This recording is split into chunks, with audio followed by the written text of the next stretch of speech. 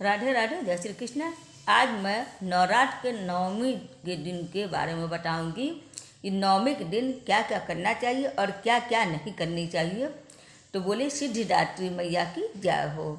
चैत्र नवरात्र की अंतिम दिन 17 अप्रैल को है और नवमी के दिन सिद्धिदात्री मैया की उपासना की जाएगी। सिद्धिदात्री मैया की पूजा करने से 9 दिन व्रत रखने के सामान का पूरी मिलता है और माँ सिद्धिदात्री मैया अपने नाम स्वरूप सिद्धियाँ प्रदान करने वाली देवी मानी गई हैं।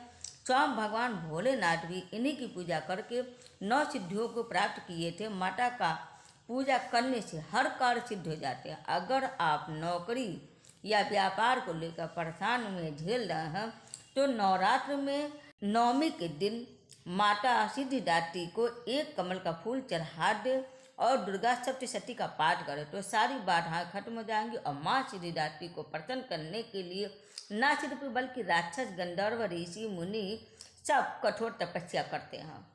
माता का स्वरूप माँ सिद्धिदात्री मैया का रूप अत्यंत ही दिव्य है और माँ का वाहन चिन्ह यह कमल पर भी आसीन होती हैं। इनकी 4 भुजाएं हैं। दाहिने ओर के नीचे वाले हाथ में चक्र, ऊपर वाले हाथ में गदा और बाईं ओर के नीचे वाले हाथ में शंख और ऊपर वाले हाथ में कमल का फूल है। माँ सिद्धिदात्री को देवी सरस्वती का भी स्वरूप माना गया है। इन्हें बैगनी रंग अति प्रिय है। माँ सिद्धिदात्री की अनुकंपा से ही शिव जी का आधा शरीर देवी का हुआ और इन्हें अर्धनारीश्वर कहा गया। माँ सिद्धिदात्री का पूजा मंत्र या देवी सर्वभूतेषु माँ सिद्धिदात्री रूपे संचिता नमस्तस्ते नमस्तस्ते नमस्तस्ते नमो नमः। माँ का ये स्तुति मंत्र आप लोग जो है कम से कम 11 बार जरूर जप लीजिएगा। सिद्धिदात्री मैया का कथा। पौराणिक कथा के अनुसार भगवान शिव ने माँ सिद्धिदात्री की कठोर तपस्या कर 8 सिद्धियों को प्राप्त किया था। माँ सिद्धिदात्री की अनुकंपा से ही भगवान शिव का आधा शरीर देवी का हो गया और वह अर्धनारीश्वर कहलाए। माँ दुर्गा के 9 रूपों में यह रूप अत्यंत ही शक्तिशाली रूप है। कहा जाता है कि माँ दुर्गा का यह रूप सभी देवी और देवताओं के तेज से प्रकट हुआ है। जब दैत्य महिषासुर के अत्याचारों से परेशान होकर सभी देवतागण भगवान शिव और भगवान विष्णु के पास पहुँचे तब वहाँ मौजूद सभी देवतागण से एक तेज उत्पन्न हुआ और उसी तेज से एक दिव्य शक्ति का निर्माण हुआ जिसे माँ सिद्धिदात्री कहा जाता है। तो इस तरह से बताया जाता है कि माँ सिद्धिदात्री का प्राकट्य हुआ। नवमी कब शुरू हो रही है और कब खत्म हो रही है। चैत्र नवमी की तिथि 16 अप्रैल को दोपहर 1:23 से शुरू होगी और अगले दिन 17 अप्रैल को दोपहर 3:14 पर समाप्त हो जाएगा। तो उदया तिथि के अनुसार 17 अप्रैल को मनाया जाएगा। सिद्धिदात्री मैया का पूजा भी किया जाएगा, कन्या पूजन भी किया जाएगा और हवन भी किया जाएगा। तो राम जी का पूजा भी उसी दिन किया जाएगा क्योंकि राम जी का जन्म चैत्र नवमी में हुआ था।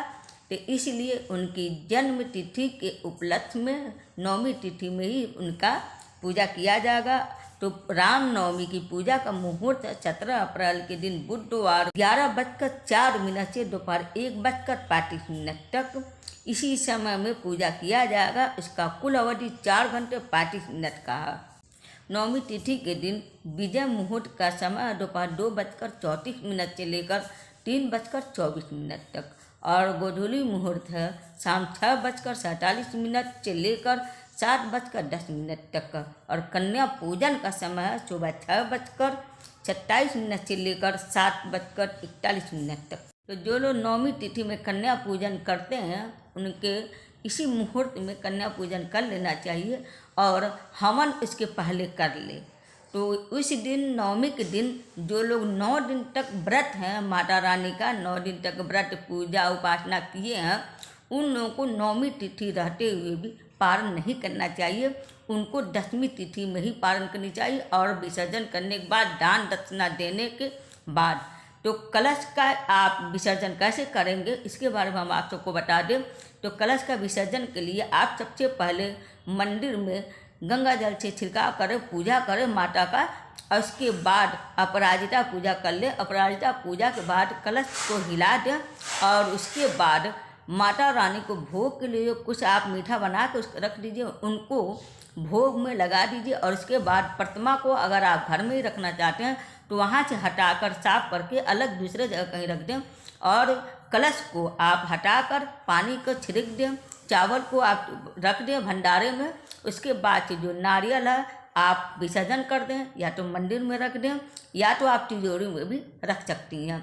और सुपारी और सिक्का वो भी आप तिजोरी में रख सकती हैं। तो इस तरह से आप विसर्जन कर लीजिए और जो है वो आप विसर्जन कर दीजिए। 18 अप्रैल को आप लोग पारण कर लीजिएगा सुबह सुबह। जिनको एकादशी व्रत करना है वो लोग शाम से ही नियम शुरू कर लेंगी, उसके बाद अगले दिन एकादशी का व्रत शुरू कर लेंगी। तो बोलिए नमो नारायण। उम्मीद है आप सबको मेरा वीडियो पसंद आया होगा। हरे कृष्ण हर हर महादेव।